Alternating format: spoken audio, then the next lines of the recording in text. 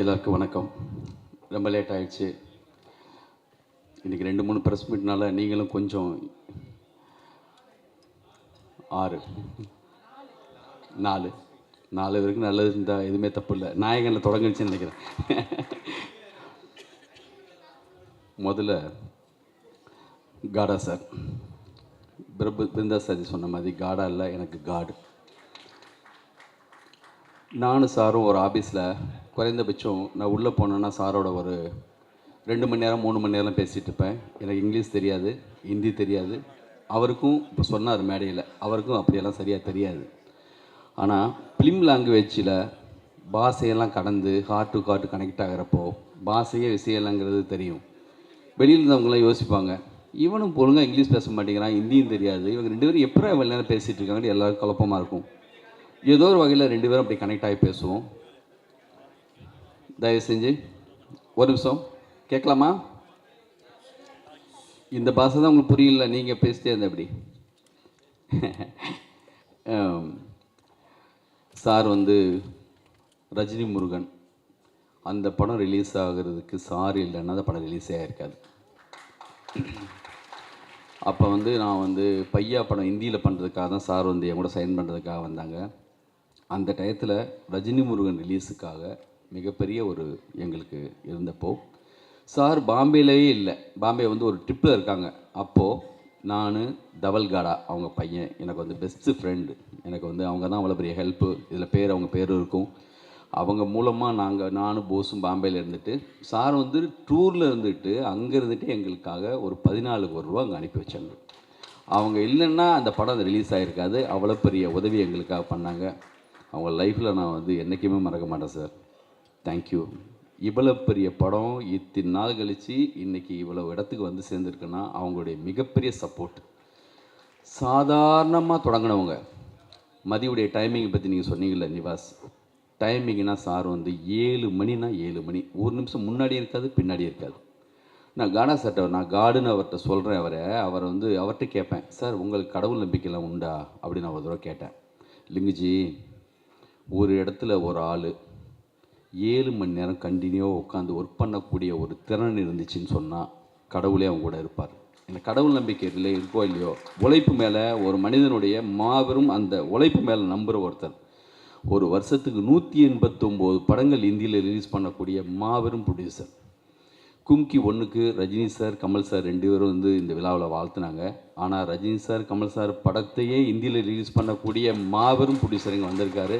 அவருடைய வாழ்த்தும் அவருடைய ப்ரொடக்ஷன் ஹவுஸ் இருக்கிறப்போ மதிக்கு மிகப்பெரிய கொடுப்பனே. எவ்வளோ பெரிய வார்த்தை சொன்னாங்க. அந்த வார்த்தையை நீங்கள் திருப்பி சொல்கிறதுக்கு அவ்வளோ கூச்சப்பட்டீங்க. மாபெரும் அவர் மனிதர் வாயிலேருந்து அப்படி வரும்போது அது நம்மளுக்கு பெரிய ஆசீர்வாதம். நன்றி சார். இப்போது இந்த படத்துடைய டைரக்டரை பற்றி இந்த படத்தை பற்றி பேசுறதுக்கு முன்னாடி கொஞ்சம் டைம் ஆச்சு. இருந்தாலும் எனக்காக சின்ன டைம் எடுத்துக்கிறேன். ஒரு குட்டி லவ் ஸ்டோரி. இந்த படத்தில் லவ் இல்லை, இது வேறு சேலா ஃபிலிமு. ஆனால் எங்கள் லைஃப்பில் மதி எங்கள் வீட்டுக்கு வந்ததுக்கு ஒரு லவ் ஸ்டோரி இருக்குது. அதை பற்றி மட்டும் நான் சொல்லிவிட்டு விழாவை பற்றி பேசுகிறேன். அப்புறம் குறிப்பாக எங்கள் டைரக்டர் பிரபுசாரம் பற்றி அதுக்கப்புறம் சொல்கிறேன். எங்கள் குடும்பத்தில் நாங்கள் 4 பசங்க. எங்கள் வீட்டில் பெண் பிள்ளைகள் இல்லை. இருந்த ஒரு பொண்ணு சின்ன வயசுலேயே இறந்துச்சு, மஞ்சுளான்னு பேர். அப்போ நான் திருப்பதி பேச வச்சிருக்க முடியாது. அந்த பெண்ணோடி இருந்திருந்தா இன்னொரு சிஸ்டர் கன்சர்ன் இன்னும் வச்சுருந்துருக்கணும். ஆனால் எங்கள் வீட்டில் எங்கள் பெரிய அண்ணனுக்கு முதல்ல பிறந்த பெண் குழந்தை சரண்யா. எங்கள் வீட்டில் அவ்வளோ பெரிய பேரன்பு அவங்க மேலே. ஃபஸ்ட் டைமாக எங்கள் வீட்டில் வெளியில் போய் படிக்கிறதுக்காக அவங்க தான் வராங்க எஸ்ஆர்எம் காலேஜுக்கு. எங்களுக்கு எல்லாருமே காதலுக்கு மரியாதையில் சாலினி மாதிரி எங்கள் குடும்பத்துக்கு எங்களுக்கு அவ்வளோ ஒரு பேரன்பு அவங்க மேலே எங்களுக்கு. அப்போது காலேஜில் மதி படிக்கும்போது 2 பேருக்கு லவ். எங்களுக்கு லேட்டாக தான் தெரியும் இந்த விஷயம். ஒரு டயத்துக்கு பிறகு கல்லூரி முடிச்சு வந்த டயத்தில் கல்யாணத்தை பற்றி ஆரம்பித்தா ஒத்துக்காது, கல்யாணம் வேணான்னு சொல்லும். எங்கள் அண்ணனுக்கு அன்னைக்கு எல்லாருக்கும் லேசாக ஒரு சந்தேகம் வந்துச்சு. எங்கள் அம்மா கேட்டு விசாரிக்கும் போது தான் தெரியுது ஒரு கதை ஓடிட்டுருக்குன்னு. ஆனால் எந்த அளவுக்கு நேர்மைன்னு சொன்னால் வீட்டில் உள்ளவங்க ஒத்துக்க வைக்கணும். போர்ஸ்டாக இங்கேருந்து போயிடக்கூடாது. குடும்பம் முக்கியம் ஒரு பக்கம். இத்தனை ஐயா இவ்வளோ பேர் இருக்காங்க, அவங்கள மீறி நம்ம பண்ண முடியாது. ஆனால் அவர் மேலே எனக்கு லவ் இருக்குது. டெய்லி எப்படின்னா வீட்டில் பெரிய ஒரு பிரச்சனை, மாபெரும் பிரச்சனை ஓடிட்டுருக்கு. ஃபஸ்ட் டைம் எங்கள் லைஃப்லேயும் அதை மீட் பண்ணுறோம். பார்த்தா எங்கள் பெரியண்ணன் ஒரு பக்கம், எங்கள் போஸு, சின்னண்ணன், அம்மா, பெரிய அப்படி ஒரு சோகமான ஒரு காலகட்டம் அது. வீட்டுக்கு போனால் அப்படி ஒரு எங்கள் பெரியண்ணன் முகத்தில் பார்க்கவே முடியாது. என்னடா இப்படி நம்ம வீட்டில் அப்படின்னு. எதுவும் மிகப்பெரிய விஷயம் அவங்கள பொறுத்த வரைக்கும். இந்த கதையெல்லாம் ஓடிட்டுருக்கப்போ சரணியா என்ன பண்ணுன்னா, எகெயின்ஸ்டே கிடையாது, ஆனால் பட் எல்லா வேலையும் இழுத்து போட்டு செய்யும். பாத்திரம்லாம் அப்படியே சிம்பத்தி வரணும் மேலே, இவங்களாம் பார்த்து அனுப்பி வைக்கணும், அந்த ஒரு மூடு. போஸ் ஒரு பக்கம், டேய் கோயம்புத்தூரில் முக்கியமான ஆள் இருக்கார், எனக்கு மில்லு ஓனர், செட் பண்ணிடலாமா, தூக்கிடலாமா, அந்த ரேஞ்சுக்கெல்லாம் ஆள் செட் பண்ணி, டேய் கொஞ்சம் அமைதியாடுறா, இது அது எப்படி. நம்ம பையன் வினோத் ஒரு பக்கம், அவங்களுக்கு எமோஷன் எல்லா சைட்லேருந்து அப்படி ஒரு கோபம் தாவம். அந்த காலகட்டத்தில் ஒரு நாள் ஆஃபீஸ் வந்தால் அப்படி மதி, போஸ் உள்ளே விடக்கூடாது, டென்ஷன் ஆகிறான், நீ அமைதியாக உள்ளருன்னு சொல்லிட்டு நான் மீட் பண்ணேன் மதியை.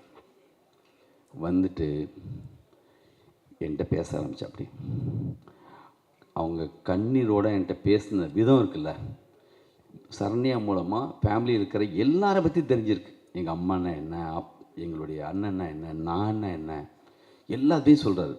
சொல்லிவிட்டு எனக்கு தனித்தனியாக பேசுறதுக்கு ஒரே சந்தர்ப்பம் கொடுக்கமாம்மா. அந்த கண்ணீர் மொத்தமும் அந்த பெர்ஃபார்மன்ஸ் அடிக்கடி எங்கள் வீட்டில் இருக்கிற எல்லா பசங்களும் நடித்து காட்டுவாங்க எப்படி பண்ணாருன்ட்டு. சரின்னு சொல்லிட்டு அப்படி அழுது என்கிட்ட கேட்குற. அப்படி எனக்கு பயங்கரமாக ஃபீல் ஆகிடுச்சு. நான் ஒன்று சொன்னேன், நீங்கள் கிளம்பி போங்க, ஒரு ரைட் டயத்தில் இதுக்கான ஒரு சரியான ஒரு இதை வந்து நாம் ஏற்படுத்துவோம், நான் பார்த்துக்கிறேன்னு சொல்லி அனுப்பி வச்சேன்.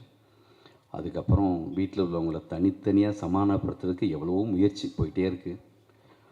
நான் வந்து இந்த சோகத்தை கண்டினியூவாக என் லைஃப்பில் என்னென்னா, படத்தில் கூட கண்டினியூவாக சோக சீன் எனக்கு பிடிக்காது. வீட்டில் ஆனால் இந்த கண்டினியூவாக இவ்வளோ சோகம் போயிட்டே இருக்குது, இது எப்படா உடைக்கிறதுன்னு ஒரு சாமியார் வேஷம் போட்டு கூட நான் வீட்டுக்கு ஒரு தடவை போகிறேன். அம்மா காசிலேருந்து ஒரு சாமியார் வந்திருக்காராம், வந்தோன்னே ரிசீவ் பண்ணுங்கன்னு சொல்லிட்டு உண்மையிலேயே 7ஆம் அறிவு கெட்டப் மாதிரி போட்டுலாம் வீட்டுக்கு போய் எங்கள் அம்மாலாம் ஐயா அப்படி காலெல்லாம் வந்து விழுந்து எல்லாம் விழ சொல்லி நான் சொன்னேன், இந்த மாதிரி இந்த வீட்டில் ஒரு லவ் மேட்ரு போயிட்டுருக்கு, அது பாசிட்டிவாக தான் முடியும் அப்படிலாம் சொல்லி அதுக்கப்புறம் தான் உள்ளே வந்தவர். லவ் பண்ணி ஒத்துக்கிட்டு கல்யாணம் நடந்துச்சு. அந்த ஆல்பம் புரட்டி போஸ் பார்க்குறாரு, ஹீரோ மாதிரி இருக்கார்ல, மொதல் சொன்னது போஸு. அதுக்கப்புறம் ஒவ்வொருத்தராக சொல்ல ஆரம்பித்து ரொம்ப நல்லா இருக்குது பார்க்குறதுக்கு, இவரே நடிக்கலாங்க அப்படி சொல்லி தான் அவர் ஹீரோவாக உள்ளே வந்தார். அதை பிரபுசலம் சாரி மாதிரி ஒரு டைரக்டர் பார்த்துட்டு அவருக்கு ஆடிஷன் வச்சது, இந்த படத்தை செலக்ட் பண்ணார். மிக இந்த படம் எவ்வளவோ காலதாமதம் ஆகிருக்கலாம், ஆனால் இப்போ ட்ரெய்லரையும் சாங் பார்க்கும்போது காடா சார் சொல்கிறாங்க, அச்சா டைரக்டர், என்ன ஒரு டைரக்டரியா, என்ன ஷார்ட்ஸு அப்படின்னு. இந்த இதுதான் சார் உங்களுடைய வெற்றி. ஒவ்வொரு முறையும் சங்கர் சார் என்னை பார்க்கும்போது சொல்லுவார், தனியாக பிரத்யேகமாக இவருக்கு மட்டும் எங்கெங்கே கிடைக்குது இந்த மாதிரி லொக்கேஷனு, எப்படிங்க தேடி போகிறாரு.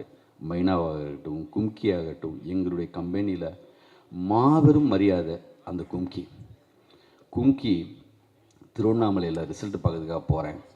உள்ளெல்லாம் அந்த வெஹிக்கிள்ஸ்லாம் வைக்க முடியாமல் வெளியில் காரு, அந்த மாதிரியான ஒரு கூட்டம்.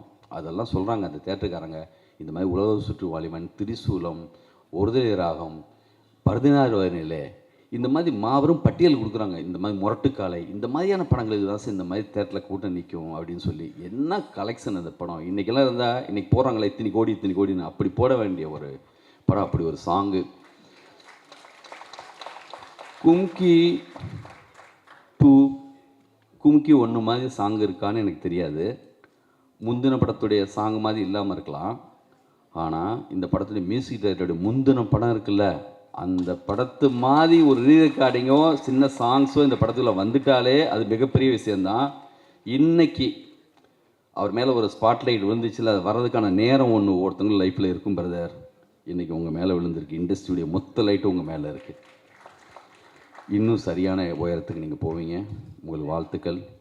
சுகுமார் அவருக்கும் என்னுடைய வாழ்த்துக்கள். அற்புதமாக அவருடைய இன்னொரு பாரதி ராஜாலாம் எப்பயும் சொல்கிற மாதிரி அவருக்கு அவ்வளோ பர்ஃபெக்டான ஒரு, அவங்க 2 பேரும் அப்படி அமைஞ்சு பண்ணியிருப்பாங்க. இந்த படத்துடைய ஹீரோயின் ஒவ்வொரு இடத்துலையும் நான் வெவ்வேறு இடங்களை பார்ப்பாங்க. என்ன சார், எப்போ சார் இருப்பா. மதி வந்து அவரும் பொறுமையாக தான் இருக்கார். கொஞ்சம் இல்லை சார், வருமா சார், அந்த மாடுலேஷன் அப்படி இருக்கும். வந்துருச்சுல்ல. இந்த விழாவுக்கு நான் சொன்ன உடனே எனக்கு ரொம்ப பிடிச்ச டைரக்டர் மகாராஜா டைரக்டர். இந்த 20-25 வருஷத்தில் வந்த தமிழ் சினிமாவுடைய ஆகச்சிறந்த ஒரு படங்களில் அது ஒரு படம். என்னுடைய டாப் 10ல் அது ஒரு படம்.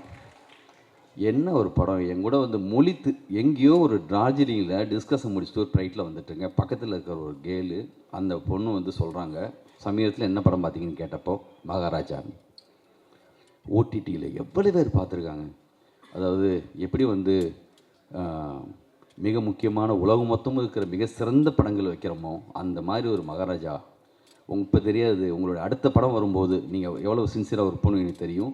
இந்த மகாராஜா கிட்டுக்கு பிறகு அவர் முந்தின படத்தை தேடி போய் பார்க்க ஆரம்பிக்கிறாங்க எல்லோரும். அவ்வளோ பெரிய நல்ல டைரக்டருங்க வந்திருக்காங்க.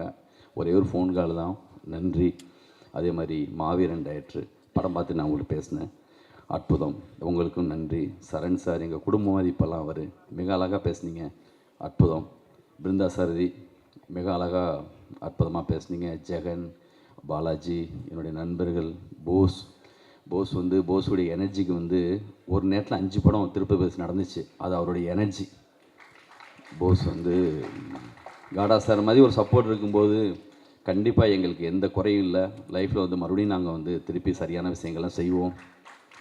இந்த விழாவில் என்னுடைய அசிஸ்டன்ஸு, சாருடைய அசிஸ்டன்ஸ் எல்லாருக்குமே வந்து நான் வந்து தேங்க்ஸ் சொல்லிக்கிறேன். இந்த விழாவை அழகாக எடுத்துகிட்டு போனீங்க. தம்பி உங்களுக்கும், இந்த விழாவுக்கு வந்திருக்க எல்லாருக்கும், யார் பேர் நான் விட்டேன்னு தெரில, நன்றி.